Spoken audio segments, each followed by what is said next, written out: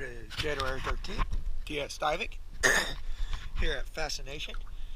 We went ahead and replaced one R5.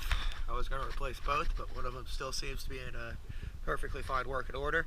And went ahead and replaced two 1-inch shaft sinks. You'll see one of them down there. I had to go knock it off still, but she cleaned up pretty good. Finally starting to really come together with some hard work on her.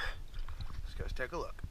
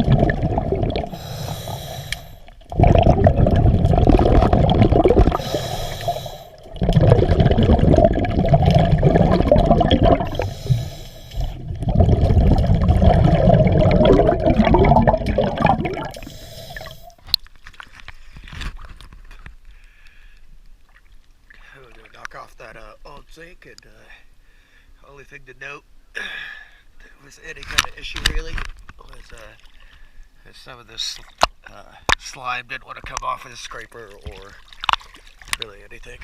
So, but I got her looking pretty. Yes, diving. Thank you very much.